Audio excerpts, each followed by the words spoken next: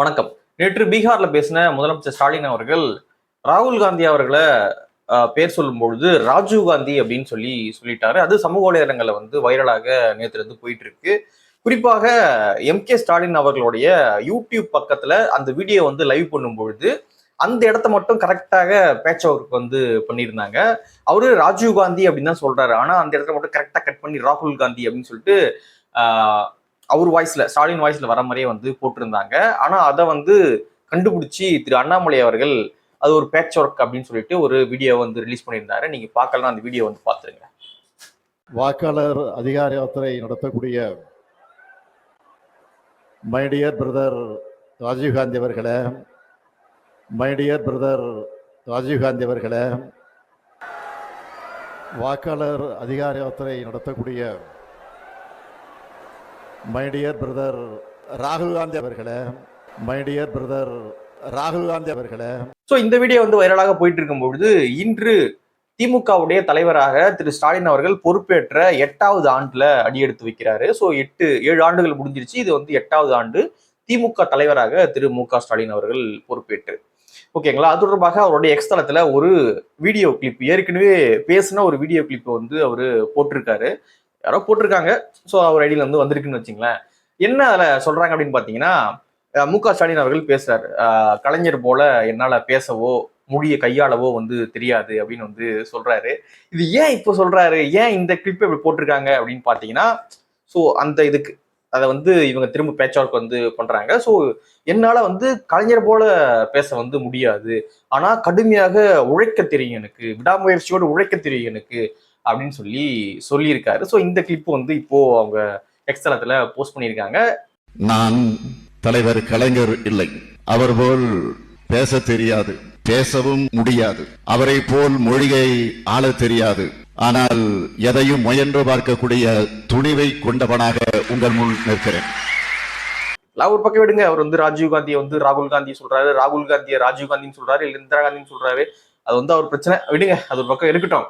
ஆனா மக்கள் பிரச்சனை என்ன அப்படின்னு பாத்தீங்கன்னா, இப்போ அந்த வீடியோல அவர் சொல்லியிருந்தாரு, எனக்கு கலைஞர் போல பேசவோ மொழியை கையாளவோ தெரியாது அப்படின்னு சொல்லியிருந்தாரு. ஆனா ஸ்டாலின் அவர்களுக்கு வேற ஒண்ணு தெரிஞ்சிருக்கு, அவரை விட முன்னேறிய அளவுல வேற ஒண்ணு தெரிஞ்சிருக்கு. என்ன அப்படின்னா, குறிப்பாக நம்ம திமுக குற்றஞ்சாட்டும் பொழுது ஒரு விஷயத்த சொல்லுவோம், அடிக்கடி சொல்லக்கூடிய ஒரு விஷயம் தான், எல்லாருக்குமே தெரியக்கூடிய விஷயம். என்ன கோட் பண்ணுவாங்க, திமுக விமர்சனம் பண்ணணும் அப்படின்னா வச்சுங்களேன், விஞ்ஞான டேஷ் பண்ணக்கூடியவங்க இவங்க அப்படின்னு சொல்லி கோட் பண்ணுவாங்க இல்லையா. ஸோ அதை மெய்ப்பிக்கும் விதமாக, கலைஞருக்கே டஃப் கொடுக்கும் விதமாக ஸ்டாலின் அவர்கள் பல விஷயங்களை செஞ்சுக்கிட்டு இருக்காரோ, அவர் ஆட்சியில் நடந்துகிட்டு இருக்கோ அப்படின்ற கேள்விகள்லாம் எழுந்துகிட்டு இருக்கு. எதிர்கட்சிகள் நிறைய குற்றச்சாட்டுகளை வைத்துக்கிட்டு இருக்காங்க. குறிப்பாக எடப்பாடி பழனிசாமி அவர்கள் முக்கியமான ஒரு விஷயத்த சொல்லியிருக்காரு. கோயம்புத்தூர்ல ஒரு விஷயமானது நடந்துகிட்டு இருக்கு, அதை உடனடியாக நிறுத்தணும் அப்படின்னு சொல்லியிருக்காரு. அது நடைபெற்றால் கோடிக்கணக்கில், ஆயிரக்கணக்கான கோடிக்கணக்கில் ஊழலானது நடைபெற வாய்ப்பு இருக்கு. ஸோ அதை உடனடியாக நிறுத்துங்க அப்படின்னு சொல்லி எதிர்கட்சி தலைவர் திரு எடப்பாடி பழனிசாமி அவர்கள் 26ஆம் தேதி ஒரு அறிக்கையானது ரிலீஸ் பண்ணியிருக்காருங்க. இது என்ன விஷயம், எடப்பாடி பழனிசாமி அவர்கள் என்ன சொல்லியிருக்காரு அப்படின்னு பாத்தீங்கன்னா, கோயம்புத்தூர் மாஸ்டர் பிளான் 2041 அப்படின்ற ஒரு ஸ்கீமை கோயம்புத்தூர் மாநகராட்சி அறிமுகப்படுத்துறாங்க. அதாவது அந்த மாநகராட்சியை ஒரு மேம்படுத்தப்பட்ட மாநகராட்சியாக, ரொம்ப அட்வான்ஸ்டான ஒரு மாநகராட்சியாக வளர்க்கணும் அப்படின்னு சொல்லிட்டு ஒரு விஷனோட ஒரு ஸ்கீம் அனௌன்ஸ் பண்றாங்க. அந்த விஷயத்துல என்னடா பிரச்சனை, அதுல என்னடா உங்களுக்கு ஊழல் வந்துட போகுது அப்படின்னு திமுக காரங்க கேட்காதீங்க. அதுலதான் மிகப்பெரிய ஊழல் நடைபெற்றும் அப்படின்னு சொல்லிட்டு எச்சரிக்கிறாரு எடப்பாடி பழனிசாமி அவர்கள். அதாவது என்ன சொல்றாரு அப்படின்னு பாத்தீங்கன்னா, நகர ஊரமைப்பு மற்றும் உள்ளூர் திட்ட குழுமம் தயாரித்துள்ள கோவை மாவட்ட மாஸ்டர் பல முறைகேடுகளுக்கு வழிவகுக்கும் வகையில் கோவை மாநகராட்சியுடன் 4 நகராட்சிகள், 21 பேரூராட்சிகள், 66 கிராம ஊராட்சிகள் உள்ளடங்கிய சுமார் 1531 சதுர கிலோமீட்டருக்கு புதிய கோயம்புத்தூர் மாஸ்டர் பிளான் வெளியிடப்பட்டுள்ளது. இது வெளியிடப்பட்டிருக்கா. இப்ப என்ன அப்படின்னா, ஒழுங்காக மக்கள் கிட்ட கருத்து கேட்காம இந்த விஷயத்த இம்ப்ளிமெண்ட் பண்ணியிருக்காங்க அப்படின்னு சொல்றாரு. அதாவது கருத்து கேட்பு கூட்டமானது நடைபெற்றது. அந்த கருத்து கேட்பு கூட்டத்துல இந்த திட்டம் தொடர்பாக மக்கள் கடுமையான எதிர்ப்புகளை தெரிவித்தாங்க. நிறைய விஷயங்களை மாற்ற சொல்லியிருந்தாங்க. அதனால அந்த திட்டம், அந்த கூட்டமானது நிறைய கலைபெறங்களுக்கு உள்ளாச்சு. திரும்ப வந்து கூட்டத்தை நடத்தாம மக்களுடைய கருத்துக்களை முழுமையாக உள்வாங்காம இந்த திட்டத்தை நாங்க இம்ப்ளிமெண்ட் பண்றோம் அப்படின்னு சொல்லி திமுக அரசு சொல்றாங்க. சோ அது வந்து சந்தேகத்தை வரவைக்கக்கூடிய ஒரு விஷயமாக இருக்கு அப்படின்னு வந்து சொல்லியிருக்காரு. அதாவது அதாவது குடியிருப்பு நில வகைப்பாட்டில் உள்ள நிலத்தினை விவசாயம் மற்றும் தொழில் பிரிவுக்கு மாற்றியுள்ளனர். ஏற்கனவே வளர்ந்த தொழில் நகரமான கோவையின் நகரப்பகுதியில் நில மதிப்பீட்டு தொகை மிகவும் அதிகரித்துள்ள நிலையில் நில மாற்றம் செய்ய அனுமதி வழங்குவதன் மூலம் ஊழலுக்கு வழிவகை செய்வதுடன் பல்வேறு மோசடிகள் நடைபெற வாய்ப்புள்ளதாக சந்தேகங்கள் எழுந்துள்ளது அப்படின்னு சொல்லியிருக்காரு. அது மட்டும் இல்லாம கீழே ஒரு பத்தி இருக்குங்க, அதான் ஹைலைட் பண்ணியிருக்காங்க. நில வகைப்பாடு மாற்றத்தில் ஆளும் திமுக குடும்ப உறுப்பினர்கள் நடத்தும் G2 நிறுவனம் மற்றும் திமுக குடும்ப உறவுகளுக்கு மிகவும் நெருக்கமானவர்களின் நிலங்கள் என சுமார் ஆயிரக்கணக்கான ஏக்கர் நிலங்கள் குடியிருப்பு மனை நில வகைப்பாட்டிலேயே இருக்கும் வகையில் கோயம்புத்தூர் மாஸ்டர் பிளான் 2041 விஞ்ஞான முறையில் ஊழலுக்கு வித்திடும் வகையில் தயாரிக்கப்பட்டுள்ளதாக செய்திகள் தெரிவிக்கின்றன அப்படின்னு வந்து சொல்லியிருக்காரு. ஸோ இதுதான் வந்து இப்போ விஷயமாக இருக்கு. என்ன அப்படின்னா, வேறு ஒரு நில வகைப்பாட்டிலிருந்து அந்த நிலத்தை வேறு ஒரு நில வகைப்பாட்டுக்கு மாத்துறாங்க. அப்படி மாத்தும் பொழுது G2க்கு எடப்பாடி பழனிசாமி அவர்கள் சொல்றாரு, G2 மற்றும் திமுகவுக்கு சம்பந்தமான நபர்களுடைய நிலங்களுக்கு அதிகமான அந்த ரேட் ஆனது வைக்க வாய்ப்பு இருக்கு. ஸோ அவங்களுடைய நிலங்களுக்கான அந்த மதிப்பானது உயர வாய்ப்பு இருக்கு அப்படின்ற சொல்லி நிறைய விஷயங்கள் வந்து அவரு சொல்லியிருக்காரு.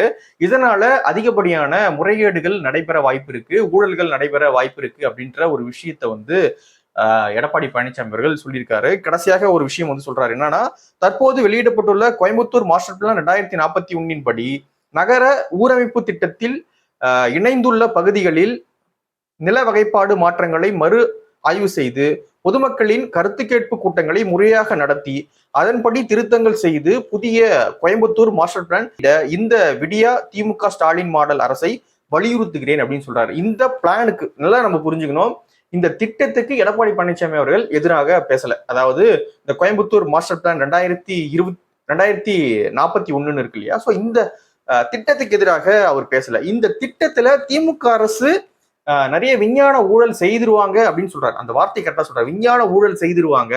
அதனால முறையாக கருத்து கேட்பு கூட்டங்கள் நடத்தி முறையாக இந்த திட்டம் வந்து இம்ப்ளிமெண்ட் செய்யப்படணும் அப்படின்னு சொல்லிட்டு எடப்பாடி பழனிசாமி அவர்கள் தன்னுடைய அறிக்கையில வந்து சொல்லியிருக்காரு.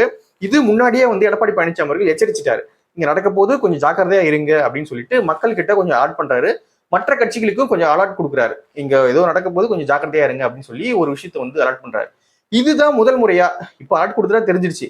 ஆனா இதற்கு முன்பாகவே மதுரை மாநகராட்சியில வந்து பெரிய ஊழலானது நடைபெற்றதாக இதுவரை 14 பேரை வந்து கைது பண்ணியிருக்காங்க.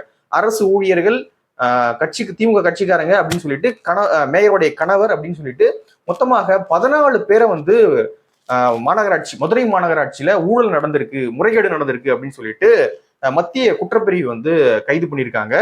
மதுரை மாநகராட்சியில் என்ன பிரச்சனை அப்படின்னு பாத்தீங்கன்னா, அந்த மாநகராட்சிக்கு உட்பட்டு இருக்கக்கூடிய வணிக வளாகங்கள் தனியார் வளாகங்களுக்கு வந்து குறைவான வரியை வந்து வசூல் பண்ணியிருக்காங்க. இதன் மூலியமாக அந்த மாநகராட்சிக்கு வரக்கூடிய கிட்டத்தட்ட 200 கோடி ரூபாய் வந்து வராம வேறு ஒரு சிலர் பாக்கெட்டுக்கு வந்து போயிருக்கு.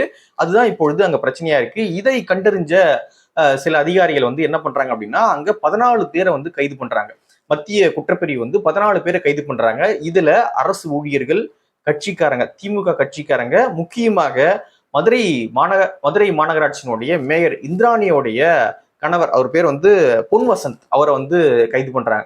கிட்டத்தட்ட இதுவரை வந்து 14 பேரை வந்து மதுரை மாநகராட்சியில இந்த முறைகேடு தொடர்பாக வந்து கைது பண்ணியிருக்காங்க. 200 கோடி ரூபாய் வந்து முறைகேடு நடந்திருக்கு அப்படின்னு சொல்லிட்டு 14 பேரை கைது பண்ணியிருக்காங்க. ஆனா இந்த நியூஸ் வந்து பெரிய அளவுல தமிழ்நாட்டுல டிபேட் ஆச்சா அப்படின்னு கேட்டீங்கன்னா அது ஆகல அப்படின்னு நம்ம சொல்லணும்.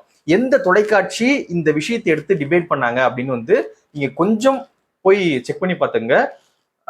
99% இதை வந்து பெரிய தொலைக்காட்சிகள் டிபேட்டாக எடுக்கவே இல்லை. ஒரு நியூஸ் கார்டு போட்டு அதோட சரி கட்டிட்டாங்க. ஆனா 200 கோடி ரூபாய் வரை முறைகேடு நடந்திருக்கு அப்படின்னு சொல்லிட்டு கைதுகள் 14 பேரை வந்து கைது பண்ணியிருக்காங்க. குறிப்பாக சொல்லணும் அப்படின்னா இந்திராணி மேயருடைய கணவரை வந்து கைது பண்றாங்க. ஆனா இந்த விஷயம் டிபேட்டாக மாற மாட்டுது.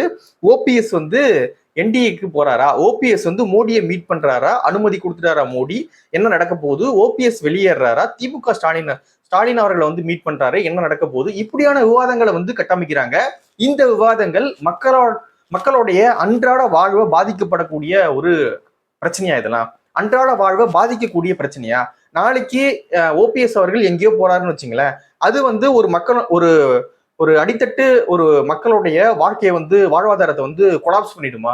இது ஒரு முக்கியமான விஷயம்னு ஊடகங்கள் எடுத்து டிபேட் பண்றாங்க. ஆனா மாநகராட்சியில 200 கோடி ரூபாய் வேற முறைகேடு நடந்திருக்கு அப்படின்னு சொல்லிட்டு 14 பேரை வந்து மத்திய குற்றப்பிரிவு வந்து கைது பண்றாங்க. ஆனா வந்து ஊடகங்கள் வாய் மூடி சைலண்டாக அமர்ந்து கொண்டு வேற ஏதாவது ஓபிஎஸ் என்ன, இபிஎஸ் என்ன, ஏடிஎம்கே என்ன, ஏடிஎம்கே வீக் ஆயிடுச்சா, பிஜேபியில யார் தலைவரை வரப்போறாங்க, ரொம்ப முக்கியம். ஏன்னா பிஜேபியில வந்து அவங்க தலைவராக வந்துட்டாங்க அப்படின்னா நாளைக்கு பசியால ஒரு 8 லட்சம் பேர் வந்து திண்டாட போறாங்க. அதனால வந்து அவங்க தலைவராக வரக்கூடாது, இவங்க தான் தலைவராக வரணும். இவங்க தலைவராக வந்துட்டா ஒரு 8 லட்சம் பேருக்கு சாப்பாடு எக்ஸ்ட்ரா கிடைச்சிடும். இது ஒரு விவாதம், இது ஒரு ஊடகம். இதை வேற பிரைம் டைம்ல வந்து மக்களுடைய மனசாட்சி அப்படின்னு சொல்லிட்டு மக்களுடைய குரலற்றவர்களின் குரல் அப்படின்லாம் வச்சுக்கிட்டு வேற நடத்திக்கிட்டு இருக்காங்க. வேடிக்கை அப்படிதான் இதை சொல்லணும். இந்த முறைகேடு, அதாவது மதுரை மாநகராட்சியில் நடைபெற்றிருக்கக்கூடிய அந்த முறைகேடு தொடர்பாக திமுக தலைவர் ஸ்டாலின் அவர்கள் உத்தரவிட்டு மண்டல குழு தலைவர்கள், நிலைக்குழு தலைவர்கள்லாம் வந்து ராஜினாமா பண்ண சொன்னாங்க. அவங்க எல்லாருமே ராஜினாமா பண்ணியிருக்காங்க. சோ ஏதோ ஒரு தப்பு இல்லை அப்படின்னா திமுக இந்த உத்தரவு போடுமா? குறிப்பாக ஸ்டாலின் அவர்கள் போட்ட உத்தரவின் அடிப்படையில மண்டல குழு தலைவர்கள், நிலைக்குழு தலைவர்கள்லாம் ராஜினாமா பண்றாங்க. மத்திய குற்றப்பிரிவு என்ன பண்றாங்க அப்படின்னா மேயருடைய கணவர் பொன் வசந்த கைது பண்றாங்க. அவரு மட்டுமா, நிறைய அரசு ஊழியர்கள், கட்சிக்காரங்க அப்படின்னு சொல்லிட்டு மொத்தம் 14 பேர் வந்து கைது பண்றாங்க. ஒண்ணுமே நடக்கலாம், இவ்வளவு கைதுகள் நடக்குமா? ஸ்டாலின் அவர்கள் உத்தரவு போடுவாரா? இத குறித்து நம்ம பேசாம என்ன பேசுறோம்? உப்பு சப்பு இல்லாம ஒரு ஒரு மனிதனுடைய அன்றாட வாழ்வுக்கு எந்த விதமான சம்பந்தமும் இல்லாத பல்வேறு தலைப்புகளை வந்து ஊடகங்கள் இன்னைக்கு டிபேட்டாக மாத்திக்கிட்டு இருக்காங்க. ஒரு ஒரு சாதாரண குடிமகனுக்கு என்ன தேவை, என்ன எதிர்பார்ப்பான் அவன் அரசுகிட்ட இருந்து? விலைவாசி உயரக்கூடாது, ஒரு சட்ட ஒழுங்கு சரியா இருக்கணும், வெளியே போயிட்டு வரும்போது பாதுகாப்பாக இருக்கணும், வேலைக்கு எனக்கு படிச்சுட்டுனா எனக்கு வேலை கிடைக்கணும், அதுக்கேற்ற ஊதியம் கிடைக்கணும். இப்படிதாங்க ஒரு அன்றாட மக்களுடைய பிரச்சனையாக இருக்கும். அதை பாதிக்கக்கூடிய ஊழல்கள் நடைபெறும் பொழுது, அதை பாதிக்கக்கூடிய விஷயங்கள் நடைபெறும் பொழுது, சட்ட ஒழுங்கை சீர்கேடு ஏற்படுத்தக்கூடிய விஷயங்கள் நடைபெறும் பொழுது வாய் மூடி அமைதியாக கடந்து போயிட்டு யாருக்கோ நம்ம வந்து அனுசரணை செய்யறது மூலியமாக என்ன பண்ணிட்டு போகுது இந்த ஊடகம் அப்படின்றது நமக்கு பெரிய கேள்வியாக தான் இருக்கு. இதுவே இந்த விஷயங்கள்லாம் இந்த மதுரை மாநகராட்சியில் நடந்தக்கூடிய இந்த விஷயம் இதுவே அதிமுக ஆட்சி நடந்து இருந்ததுன்னு வச்சுங்களேன், எடப்பாடி பழனிசாமி ராஜினாமா பண்ற வரைக்கும் விட்டுருக்க மாட்டாங்க. அந்த ஆட்சி மாறி அடுத்த ஆட்சி வர வரைக்கும் விட்டுருக்க மாட்டாங்க. இன்னைக்கு என்னடான்னா ஸ்டாலின் அவர்கள் இறங்கி உத்தரவு போடுறாரு எல்லாம் ராஜினாமா பண்ணுங்கன்னு சொல்லிட்டு.